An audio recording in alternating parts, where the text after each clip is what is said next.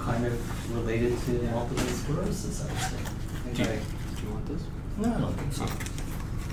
Maybe something regarding the Exocytosis. Yeah. A lot of multiple choice on it. Alright. Thanks, Max. No worries. Are we actually live? We are live. Oh boy. Can someone actually check like the online stream to monitor if there are any questions? Is Monica, are you doing that? I can. I kind of recruited her.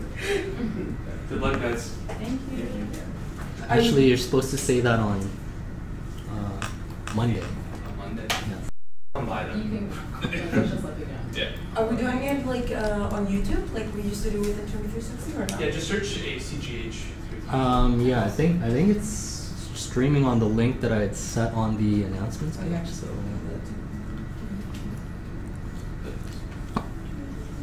So actually, I can probably just slip over here. So it is only 15 multiple choice test questions. The two short answers actually have 3 parts each, so it's A, B, C, and you should be able to see all of that easily. When you say using both correct and incorrect choices for the multiple choice, what do you mean by that? So sometimes I don't know if that actually came through, but if the question that we had was, what does it mean when both correct and incorrect choices are used on multiple choice? Sometimes it means that you are finding the correct response. Which one of the following would be correct? Or sometimes you're looking for the incorrect response. Yeah, so that was about it. I stuck very, very closely to what I had actually put here for you. So when you are going through your lecture notes, it's actually a good idea to go through the way that I've mentioned to you. So you aren't going to get a lot of questions related to the January 31st lecture, so you should know the concepts that are associated with it. You should know some of the things that are associated with the length constant. You should know things like just on this diagram. If you didn't see this diagram, would you know if I told you that you are measuring something that is 63% or 37% of its original value, like would you know that that represents the length constant? So some of you are nodding yes, some of you are nodding or not nodding. And so you should know like that 37% is 1 over E. So like those types of things I would expect you to know. That would be like a multiple choice test question. Those are things that you should be familiar with.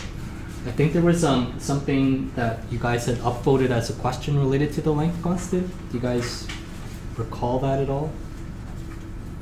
Do you guys have access to the Facebook study group page where there was a poll for the different questions? I think there was a question related to the length constant, and that kind of is what I'd expect you to make sure that you know. So here's a question for you, which I was quite surprised by, and was one of those poll everywhere questions, or the questions that were posted for you on Facebook. Can we use this concept of the space or length constant for both myelinated and unmyelinated axons, or is it only true for one? True for both, or true only for one type? I would say no. Both? Yes, it's absolutely used for both, right? So we use the space constant. It allows us to compare myelinated axons, unmyelinated axons. It allows us to compare axons that are large diameter, small diameter. We use it for both myelinated and unmyelinated axons, okay? So just to be really clear on that. So here's an example that we use for at the top in blue, that we talk about the unmyelinated axons at the top in blue, and with the channels that are localized down its entire length, versus the myelinated axon in green. We use it for both. Okay. So do you have any questions on this at all? No? So I can tell you that I can tell you that you have a question that is multiple choice related, that deals with understanding concepts of the length constant. Okay. You also have short answer questions that are related to the length or space constant as well. Do you guys have any questions on any of this? This is what you should really be concentrating on in that particular lecture. Any questions on the length constant, space constant? I think there was a question related to what is the relationship between length constant and space constant and conduction velocity? Do you guys know the relationship between them? It's a direct relationship. So it's a direct relationship, right? So the speed of conduction or the conduction velocity is directly proportional to the length constant. The bigger the length constant, the faster the conduction velocity. Do you understand why that is? So who's going to be able to run faster? Someone who has someone really tall like Usain Bolt, or someone my size with much shorter legs? The stride length is going to be longer with Usain Bolt, right? So it's the same idea there. The farther the distance for one step is, which is the space constant, the faster you're going to be able to run, or the faster the conduction velocity.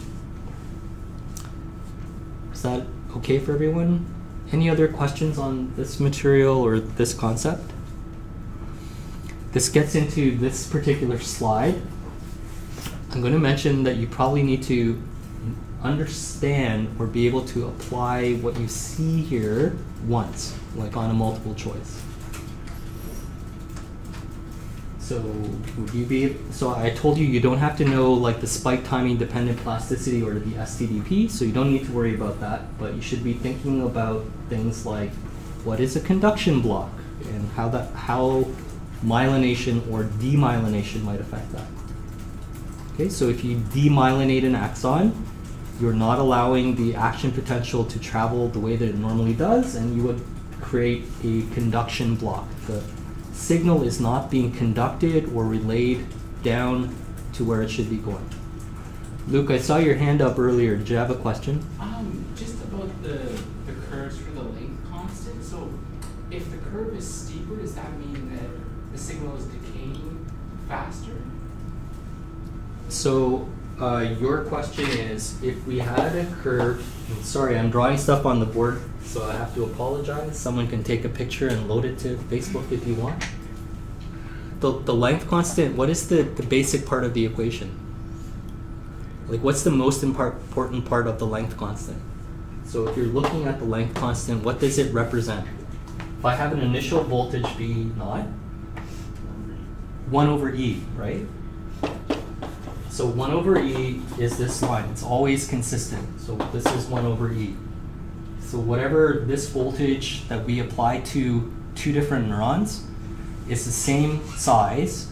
If one thing is getting to 1 over E faster than the other one, which has the longer length constant? So this one, for example, has the bigger space constant, or the length constant is bigger, and this has the shorter one. It decays faster. Are you taking a picture, Naomi? You can come closer. I don't mind. I think my Zoom looks better. So this one has the bigger length constant.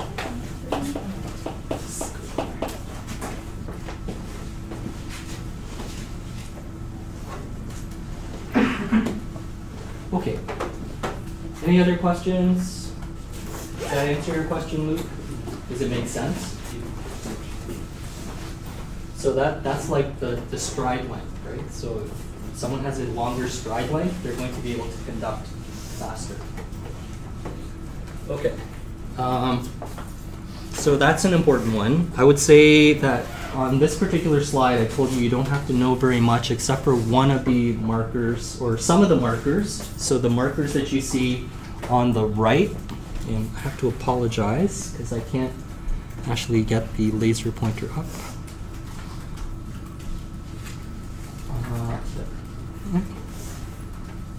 Where is it?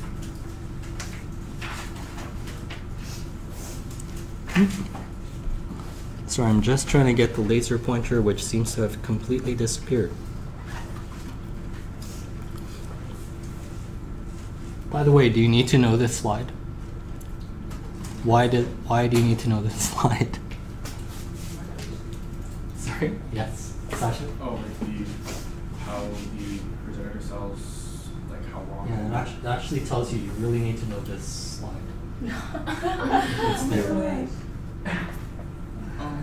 Yeah. Oh, like the Easter egg. Sorry. Is it one of the Easter eggs that you were hiding? Yeah, but it tells you. That's on our slides too. Yeah. Yes. So when you say nodal markers on the right, you mean like CNP and So myelin basic protein, lipofilin or PLP, and things like MAG, not MOG on this one. So yes. Which of the progenitor markers did I tell you to make sure that you knew? NG2. That's correct. So nothing else other than the time frame that it takes to actually cause myelination. Again, it's probably a good idea to know this slide. So this is a really important slide for you to go back and review. There was a question that was upvoted, I think, online related to should you know the different types of things like the nodal proteins, the perinodal proteins, the juxtaperonodal. Really not that important. That's not the focus of this term test. And I didn't actually go through in detail like the different elements of it. So what I really wanted you to make sure that you knew were the differences between proteins that are found on the blue part, which are the axon, versus ones that are found on the glia, in this case the oligodendrocytes. And knowing those two different differences are important. I did mention that there's one, for example, nodal protein that we've talked about, not on this slide, but on a previous slide, which is the nodal marker. It's actually on this slide, but it's not part of it.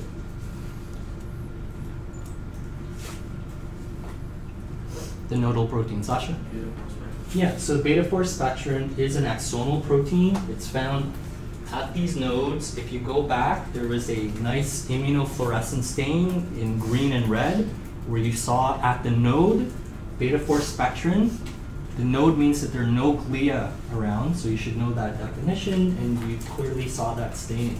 But you should also know which proteins are found on the glia, the oligodendrocytes, versus the ones that are found on the axons. So things like Casper, things like Contactin versus other things like NF155. Yes. Just to clarify, the perinode and the juxtaperonode are both myelinated as well, right?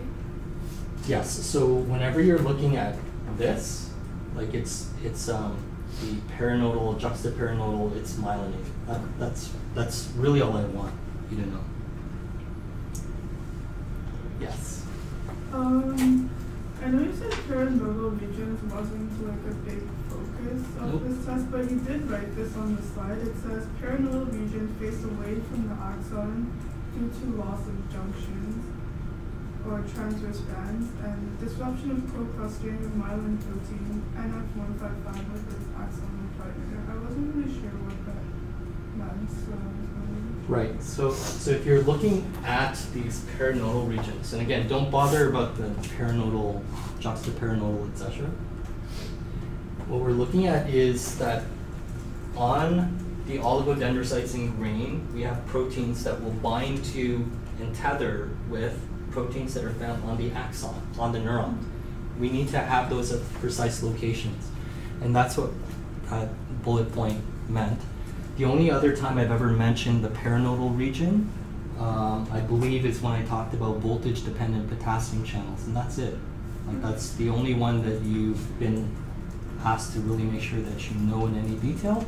You're not going to be asked to identify specific proteins that are associated with perinodal, juxtaperonodal versus glia versus axons. Any other questions? Did you have your hand up earlier? No? Did I answer your question? Okay. So I think if you don't have any other questions, this is a pretty important slide for you to maybe think a little bit about. There are some key differences between the CNS versus the peripheral myelination program, pattern, etc. You probably will get a multiple choice test question related to understanding the differences between where do you find basal lamina. We don't find them in the CNS, we find them in the PNS. What sorts of differences are there between Schwann cells versus oligodendrocytes? Schwann cells wrap one section, or one, if you want to think of it that way, one sort of paranodal, juxtaparanodal region, whereas oligodendrocytes actually wrap many different regions at the same time. So there are some key differences here. Where do the astrocytes sit? So the astrocytes are found at the different nodal regions of the CNS, which is what we're seeing here. So it would be an important slide for you to go over, but there's really one question related to that.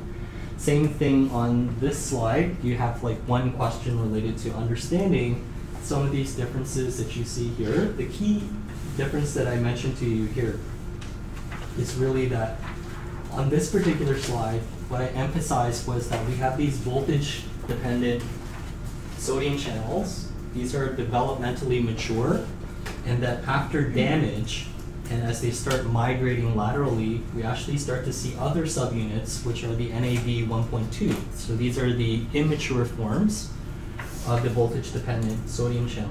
Why is that important?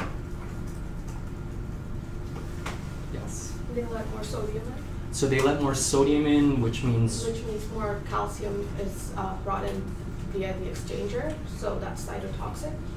right. So always keep in mind, even though it's not on this diagram, there's something else that's here at this region, which is the sodium-calcium exchanger.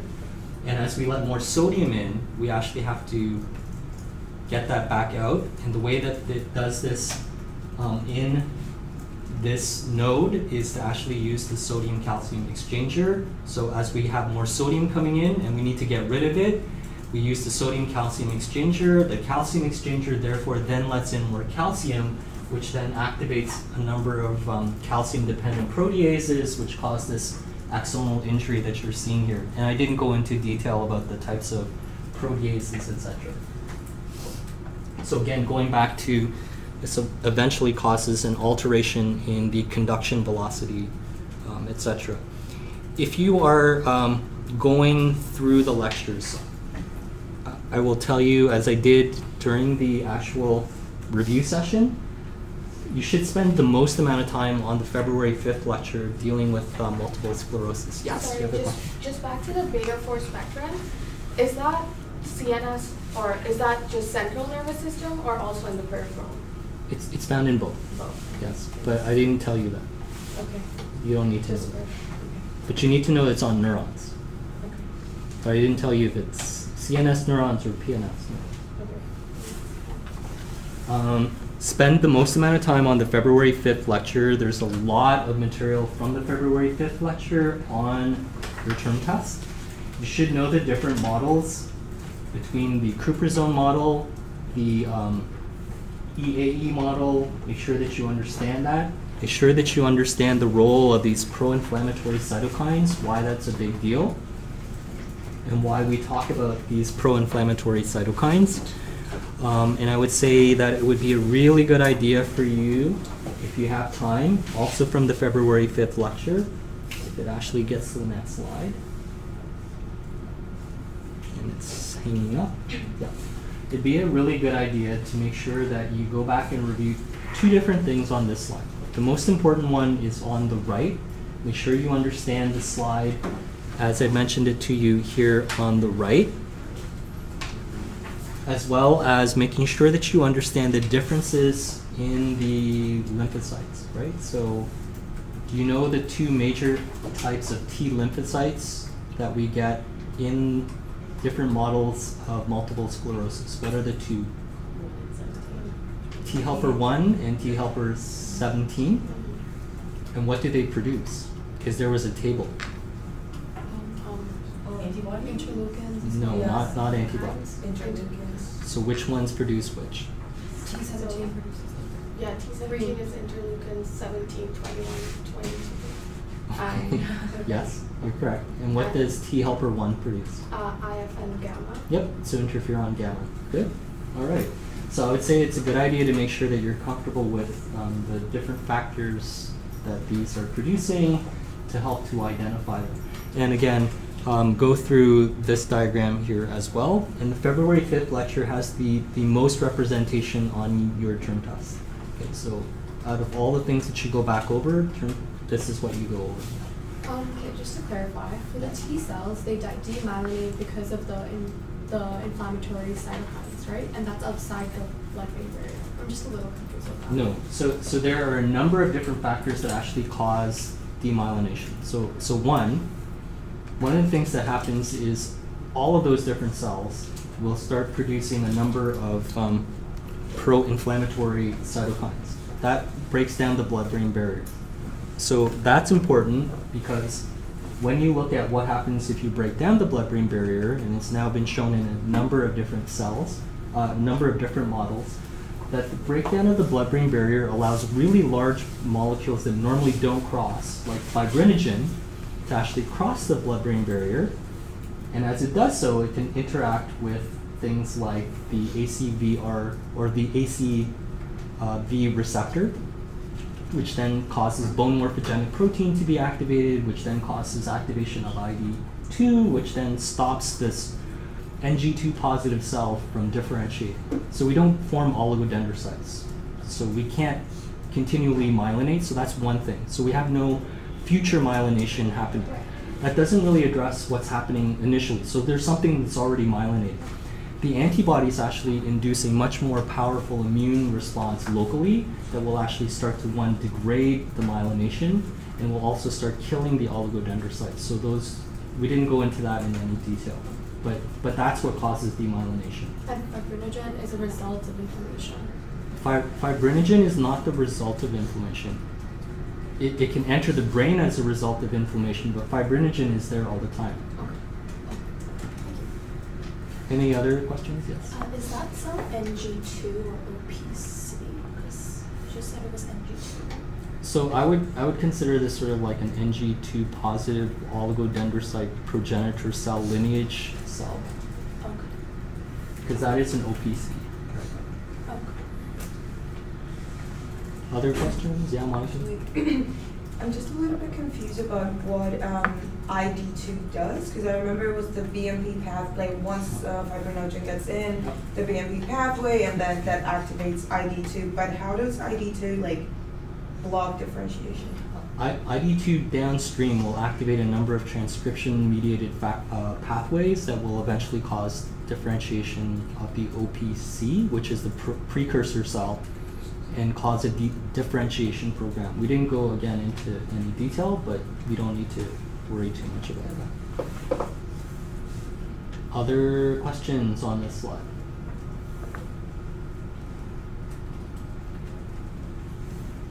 Did you see the Illuminati? Did you see it during lecture? No.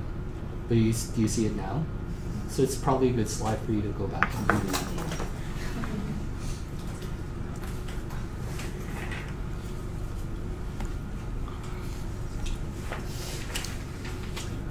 So again, if you're going, yes, you have a question. Yeah. When the OPCs they bind to fibrinogen, it blocks their differentiation. Is that what it's behind? It's behind where? Oh, thank you. Sorry. So yes. So when the OPCs bind to fibrinogen, is that when does that block the OPC from differentiating? Yes. Okay. Thank you. Yep. So this is February 7th is sort of the next big lecture that you should go back and review. So really, if you're thinking about your time management, it's really February 5th and 7th that you should spend the most amount of time on. Go back, review the 31st if you need to, but again, it's really concept-based. It's really about space constants. It's really about knowing the equations, being able to apply that equation for like one or two multiple choice and maybe a short answer question. And then you have like specific things that you need to know from February the 7th. So February 7th is all about calcium. And February 7th is like, there's a lot of material a lot of different experiments. Do you understand all the experiments? And that's the key factor. Naomi, you have a question. Yeah, so for the one in the top left, Yeah. I believe I remember you saying something about they held it at positive 60 because that's the equilibrium potential of calcium, Maybe. or around that. Yeah. But why would they hold it at negative 18? I don't know. Why?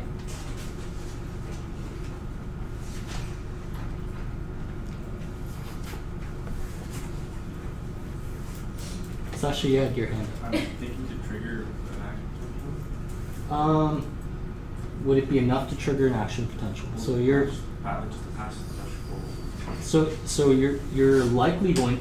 So one, based on this diagram, do you actually see that there was an action potential that was triggered? Not No. directly, not No. directly, Yeah. but you see indirectly at the bottom. This is so weird because I can't actually see what I'm pointing at. So weird. Okay, so for people at home, if you're watching it on the stream, I'm looking at the upper left-hand diagram, and I've totally lost my pointer, so I can't show it to you. I'm looking at the upper left-hand diagram at minus 18 millivolts. I see a postsynaptic effect. So I see that there's a large response postsynaptically. I haven't triggered an action potential here directly, but I've shown that I can generate a postsynaptic potential. So yes, why do we do minus 18, Naomi? To go back to your question, it's enough to cause depolarization, Okay. and it's enough to trigger voltage-dependent calcium channels. Okay. And that's what you're actually seeing in the traces in the middle in black. You're seeing a very slow onset inward current due to calcium in black. Okay. At the plus 60 millivolt on the right, what you're seeing is that there's no inward current until we actually stop the depolarization, and as we repolarize really quickly, so it's a step repolarization going down, right? As we go back below the equilibrium potential for calcium,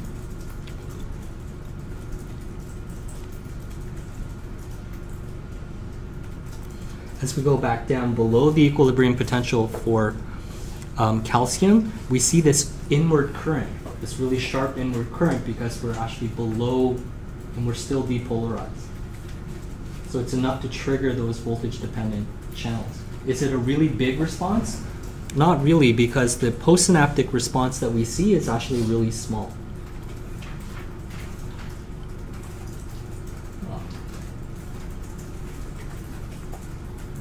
Sasha, you have a question. Do we have to know which, or regarding that experiment, which toxins you used? Or- Sorry? I know, but just asking, like, just, do we have to, like, in terms of regarding this experiment, explain why you used specific toxins for that? I guess we'll find out on Monday.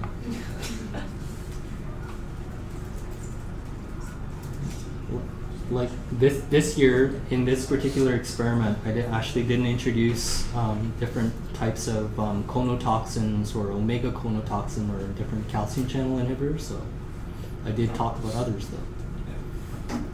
Okay, so you should also make sure that you understand the different experiments that were done here on the right, and these experiments on the right involve a number of different calcium chelators. So this here between the top two, boy, I really wish I could see the laser pointer, but here on the middle panel at the top, you actually are seeing one particular type of calcium chelator, and here on the right, you're seeing a different calcium chelator.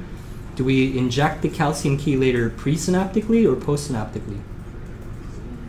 So it's presynaptic injection. Which one is which? Based on what you see in the blue traces. Yes. The left is BAPTA.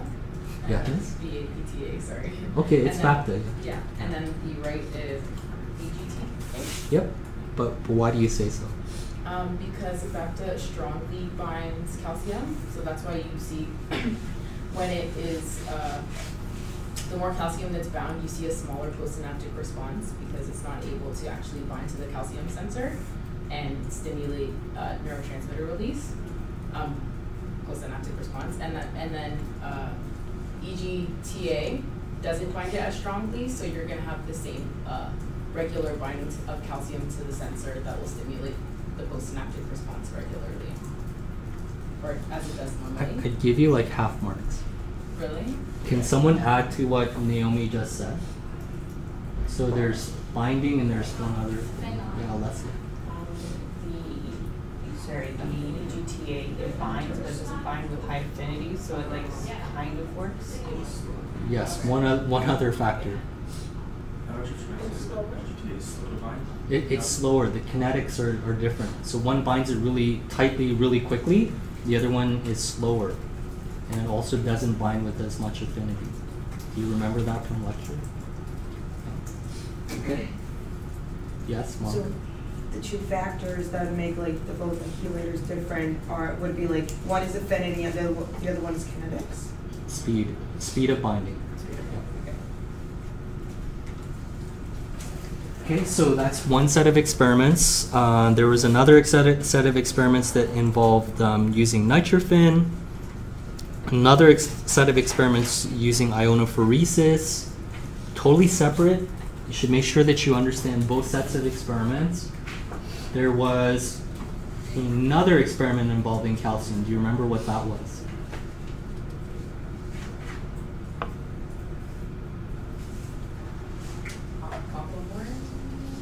I don't know if that's like the most relevant one, Aquarin? but Aquarin, sorry. Yes, that's okay. Aquarin was another one. What was it used for? To show where calcium's entering the cell. Yes, to show localization of calcium entry. That's correct. Yeah? I actually have a question about that. Yep. So at the bottom of the slide it says that this suggests spatial regulation of calcium because it doesn't go everywhere. Yeah. But in the second photo on that slide, we see the calcium flood. So is that just saying that it doesn't enter everywhere, although it does spread out? There's a difference between the top and bottom though. So the top one is a nanodomain. Okay. The second is a microdomain. I didn't go into any detail because I didn't want to get into the whole like what is a nano versus like a micro. But one is like a much bigger number. One is activity dependent and the other one's at rest.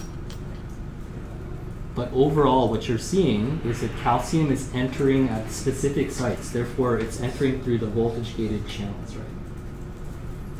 Other questions? No, we're good? Okay. So please spend time on this one. Please spend time. Is this the February 7th lecture? It's the next one? Okay, so you need to spend time going through the different molecules that are involved in exocytosis. So this goes back to what you were asking, Sasha. You're going to get a lot of multiple choice test questions on knowing these pathways. Okay, so those are important. Don't skip over to this slide. You get a question based on this slide. And I'm going to ask you a question based on this slide. I covered stuff on this slide. The bullet points are there for you on this slide. It's a good idea to go over this slide. Any questions on this slide? Have you studied this slide? No. Were you planning to study this slide? Yes. But before I told you to study this slide, were you planning to study this slide? Yes. I have a lot of argument, so that's Okay. I think it's a given that you're going to have to know this slide. You're going to have to know this slide really well. There's not actually as much as you think on this slide as it looks like here. More importantly, when you're going back and studying, you should make sure that you know B and C. One is calcium binding, and it causes a certain event to occur, and the other one is sort of, it's ready to go, but there's no calcium yet. So what are the proteins that are in a zero calcium, which is B, versus C, when calcium is actually there? What are the key differences? What are the key steps? At the top, it's just an explanation of all the key players. these key players are localized into two major areas that I'd like you to make sure that you are familiar with. And these areas include things that are on the T snares, on the V snares at the top, so on the vesicles.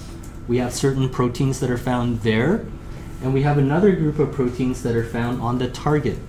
And you should know those differences, okay? So some proteins are normally found there at the top in the vesicles, some are found on the target snares or the T snares, and on the previous diagram it actually called it the trans snares. They're all sort of the same thing, and make sure that you're familiar with all of those. Yes? So do the chaperones just increase assembly? or Yes, do they- increases the speed of assembly Okay. to make sure that it happens faster.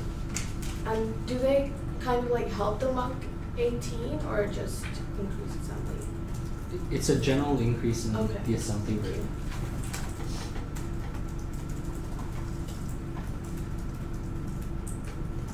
Out of all of these different molecules, which one is actually the thing that binds calcium?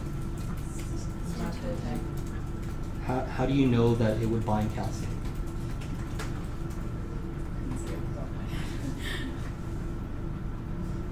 Yes. Do you know? Want to take a guess? Iron repeats that. Anyone want to take a guess? Yes. It has those binding sites. I forgot what you call it. Yeah, that's not going to help you on the That. on the term test. C2A, C2B, I think. Yep, C2 and C3 calcium binding Sorry, yeah. domains, and those are found on synaptotagmin. Those were non-canonical at first, but we now know that those are calcium binding regions. So we wouldn't see those. In other words, if you're thinking about it, we wouldn't see that on synaptobrevin, we wouldn't see that on MUC18. That's not the calcium binder, okay? So, do you need to know this slide? Why? You said it like Sorry, I said it much. Yeah. So you have to kind of think a little bit about this. Did we at any point in time talk about prolonged activity or excessive activity in our lectures?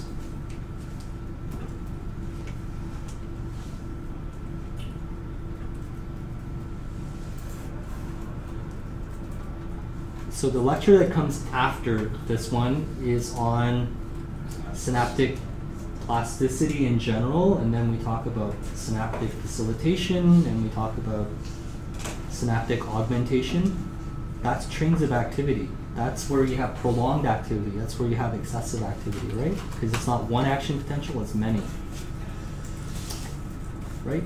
Make sense? So think about it in this context. Where have we seen prolonged activity? Not on this slide, but maybe in a future slide, and kind of link those two together. And this actually gets into the patterning. You only have 2 questions in total from this slide deck. Like, that's it. Like, literally it was taken from these slides that I'm showing you, and you only have 2 questions. You should make sure that you know the general features of what facilitation is. It's instantaneous, we see it right away. Does it involve calcium or not? If you were talking about its potential mechanism, what causes synaptic facilitation? If you were to give me one phrase, what is it? An increase in what?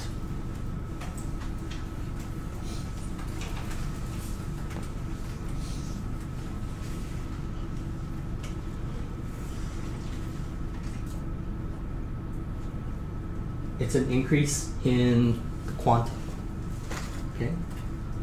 So we're increasing the amount of neurotransmitter that's being released, in other words.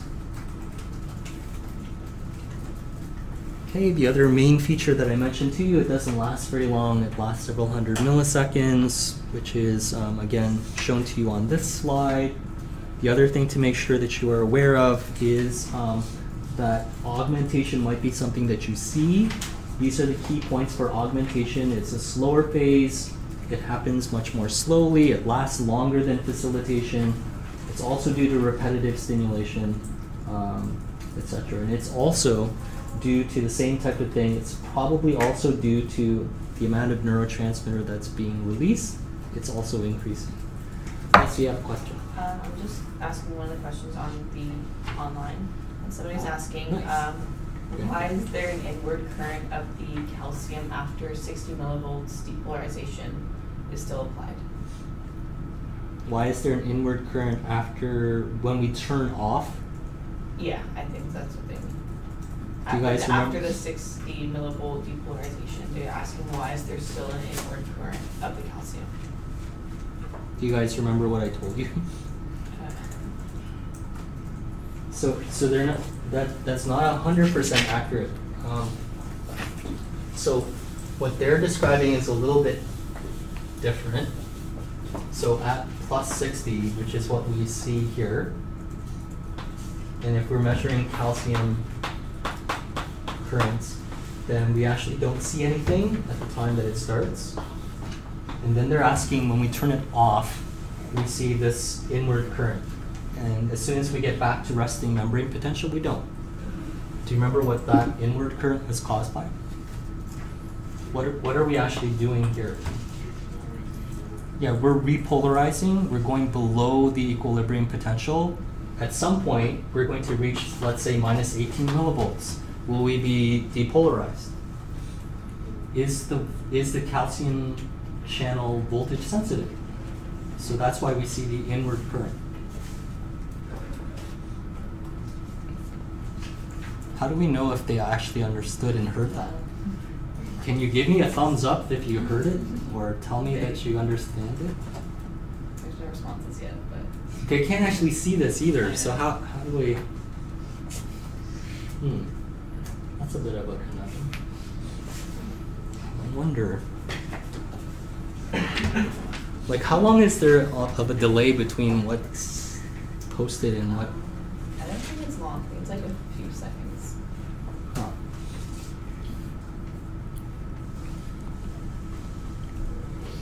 Okay, so until we hear back from them, whether they got it or not, we'll just go on. So make sure that you know that. Here's an example of the type of question that you might see. There's a lot on this slide. And this is a very common type of question that I ask. And there's actually a reason why I put this particular slide on there. So after initial damage to an axon, you can still see conduction of action potentials. So is this particular axon being demyelinated when we're talking about it right now? We still see conduction of action potentials. Myelinated or not myelinated? So we are probably still looking at myelination. This disappears after several days, so then it starts becoming unmyelinated. So if you're looking at this, you're actually looking at two different factors. So you're looking at something on the neuron and something that is on the oligodendrocyte, which causes myelination. Which of these different pairs of words could actually explain that? So, do you remember what TTX it does and TEA? Does that explain like what they're seeing with the myelination, demyelination? Probably not. So it doesn't explain the neuron versus like the glial cell. How about Casper and NF155? Yes, no, maybe? Maybe? Okay, how about NAV 1.6 and PMP 22?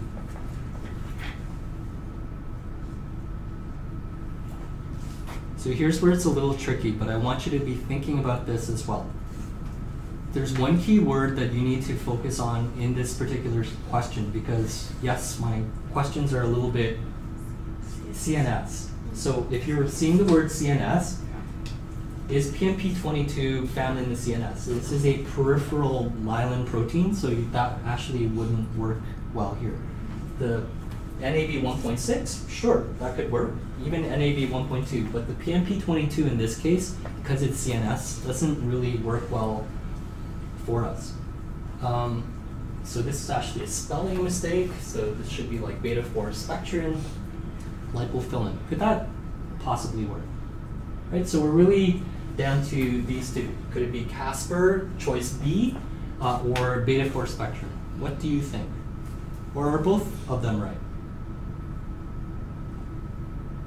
This is an example, you get like 2 out of the 15 are like this level of difficulty. You have to really read and think through the question. So I put it up there for a reason. Specific keywords, zone in on them. This is CNS. So if you're choosing like PMP22, you should know why you shouldn't choose PMP22. And make sure that you read each of those different questions carefully. So what do you think?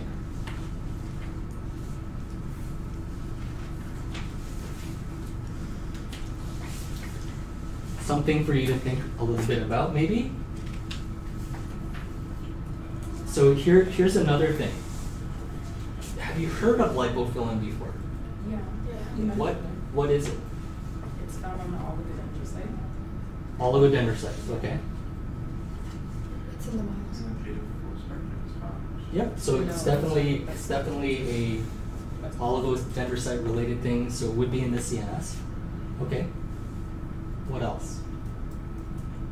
Sasha, you had something. Casper is also found only puts on oligodendrocytes that can influence repairing. So Sodium repeated channels. So in terms of Casper and NF155, that wouldn't be a good pairing between like a neuronal glial Yeah. group. Yep. So what would be your answer here? Sorry?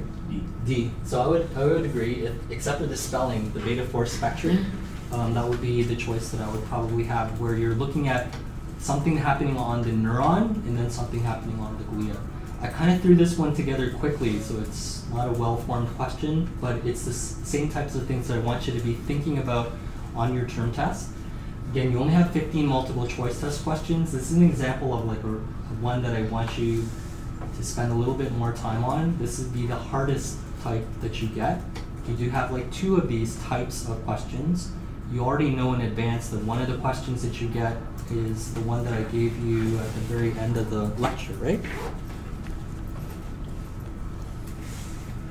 So it would be like this type, very similar, and you'd have those types of pairings between the glial and axonal markers.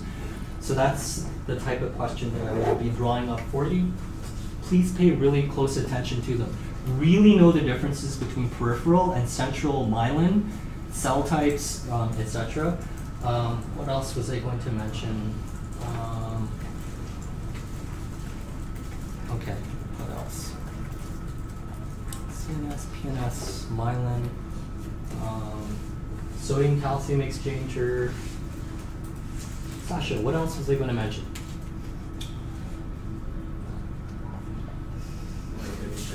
I'm not sure either. I was just thinking of something and I totally lost it. I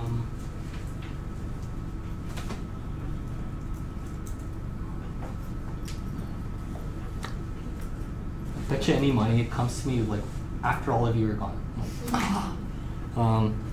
Oh, sorry. So I wanted to ask if you guys had any other questions. There was a question that Adam had asked online. I can't remember what he asked online. I think it was related to EAE and understanding the processes that cause EAE. Should make sure that you know that model system. Should go back over the immune cells that are involved, the factors that are released by the immune cells. What else was he asking in particular? Should probably relate it back to understanding the space constant, the changes in conduction velocity or length constant as a result of that model, and how it would compare to the Cooper-Zone model system. Other questions? Are there any questions online? Did that student ever, They said thank you, they understood. even without the diagram? Yeah. Wow, cool. Sorry. Does the Cooper-Zone model only work on CNS and not PNS? Because it only works on NS. Sorry, it only works on. Multiple sclerosis.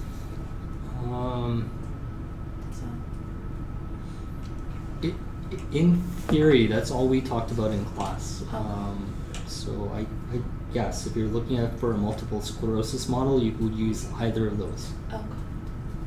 or other ones. Do you know some of the other models for causing demyelination, like focal demyelination? It's actually in your notes as focal, like local demyelination. What are they? ETBR and like lysosine or something. Lysolecithin? Yes. Yes. So you inject those how? So how do I give cuprizone? Orally. How do I focally demyelinate in the CNS? Microinjection. So I do stereotactic injection. So I take a little bit of the compound, I find an area of the brain, and I inject it a small amount locally in that area. It will be demyelinated. Other questions? Are there any other questions online coming up? Sorry, do you have a question in the back? Yeah, I was wondering about the spread of action potential, like the unidirectionality of it. Yeah. I was wondering, like, you said that it goes like that the action potential goes in one direction because the voltage gated sodium channels get inactivated behind the Yep. action potential, but then couldn't it be like if say the current's going like two ways like this, couldn't it get inactivated in either direction? Like what forces it to go? Yep. So if I were to cause in the middle of an axon, and it's an unmyelinated axon, and I were to cause enough depolarization right in the middle of an axon, the action potential would spread both ways. Mm-hmm. Yeah. So then what forces it to go one way? Because the inactivation can happen on both sides. Like Yeah, in theory, yes. And as I mentioned in class, it appears like it's unidirectional because we started in one side, it activates behind it as it moves forward. So It's then- only appearing to be unidirectional. Oh, so what you're saying is it looks like it's unidirectional, but it's actually it goes both ways. It can go It could, in theory. Like, it would be very unusual to begin an action potential right in the middle of an axon, but in theory, it could. Okay, but then what? So I'm still confused. Like, what causes it to like propagate? So what causes an action potential to propagate? Yeah, because like what? Yeah, like what causes it to appear like unidirectional? What causes it to? So the major feature of an action potential is that it requires voltage-gated sodium channels. The only thing that you need to activate a voltage-gated sodium channel is a change in the membrane potential. So as long as we have a wave of depolarization that exceeds threshold, it will cause that group of action potential, that group of sodium channels to open, causing another round of local depolarization. That's all you need. That's why it propagates. Okay. As long as there's a patch of membrane that contains voltage-dependent sodium channels, that action potential will spread. Okay. And then, so then like, it's like the differences in membrane potential and axial resistance. Is that why that makes the action potential kind of flow in one direction? Like maybe. Nope, that is more due to, that is more descriptive of the space constant. It has nothing to do with how it's flowing. Other questions? Sasha and Naomi, do you have questions? That's okay. No, okay. Just explaining something. Just talking neuroscience? Yeah. Cool. Trying to, Cool. for the multiple choice question that you asked, I was just a little bit confused as to why the Casper and the NF wouldn't be. It could. It could. I'm just Because it is on both. Like, well, sorry. Yeah, Casper it could. is I on would probably pick both. Okay. Like I literally threw it together right before I came down. Yeah, so. The okay. reason why you couldn't use both is because both of them are like associated with just like both those proteins are on island versus or on isolated section versus like how? Nope, not necessarily. Not necessarily. As long as one is on the neuron and the other one's on the glial cell, I Oh, would take that's it. that's it. Okay. Yeah. Because versus like beta 4 is obviously on the Yeah, node section. Okay. it was the one that would be the most obvious, but you could probably do both B and D. Okay.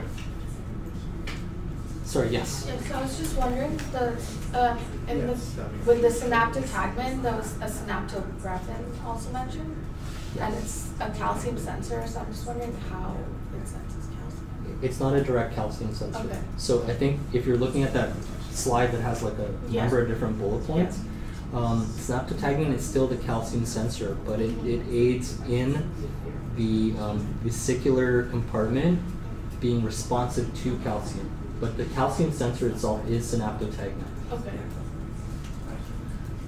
Yes. Talking about leakiness and how it's associated with membrane resistance, is the leakiness through the voltage gated channels, or are there other Any, channels? any channels that will allow the specific ion to flow through it would cause leakiness. However, most of those channels actually, like leak channels, don't exist on axons. Right. And they exist on cell bodies, but we're actually not too concerned with the cell bodies in propagating the action potential. Yes. Can you explain why synaptotagmin 1 is required for fast neurotransmitter release but not slow? I don't really understand that. Yeah, so we didn't go through all of the different proofs of concept that Tom Sudok's group did. So when he knocked out SIT1, which is synaptotagmin 1, he saw that there was still the release of neurotransmitter that he could measure postsynaptically. It's just not fast regulated release. So if I have a presynaptic action potential that causes inward calcium flow, that then causes fusion and neurotransmitters to be released from vesicles, I see this really fast postsynaptic response. He didn't actually see that. So what he was looking at was sort of the unregulated slow release that seems to be calcium independent. So we don't go into it in this course. If you take a PSL 452 course on membrane physiology, you'll learn about the difference between what's known as fast regulated release, which is exocytosis, versus the slower kiss and run hypothesis. So there's this way in which, Naomi, have you heard of kiss and run? Yes, I have. Every time I see exocytosis, that's what I think of. Yeah, Yeah, so 301. so what you're looking at Sorry. there is where you get a vesicle that's relatively close by the membrane. It just goes up to the presynaptic membrane and will fuse. It won't do a full fusion event. It does a hemifusion, which we didn't talk about in this course, and then it draws back. So you get a little bit of neurotransmitter release. That happens all the time, does not require calcium. Okay. So we won't go into kiss and run, we won't go into any of that. And that's okay because, I mean, even if you don't have SIT1, it can still occur because it's like a Yep. limit of calcium. Yep, you can still have neurotransmitter release in theory without SIT1. It's just not regulated. It's not timed to the action potential. Okay. Other questions? Online questions? Nothing from the online people?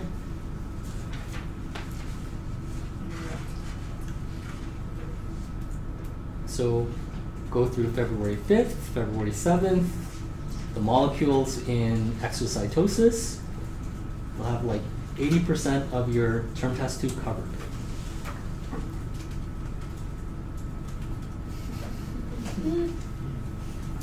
We'll hope to see you all there on Monday. Are there no other questions Just online? not related to the term test. Yeah. Is there a specific time you can do the first term test this week? I think there was a student who showed up earlier, Okay. so I'm not sure why. The office seems to be closed an awful lot this year. We're going to try to go up and take a look at the term tests now. So I think Dr. Wilson can open up the office. Yeah, just head on up.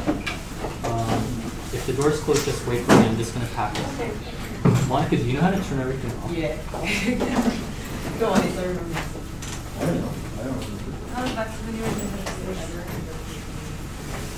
This was an easy part. Set it up though. Okay. I'll take your word for it.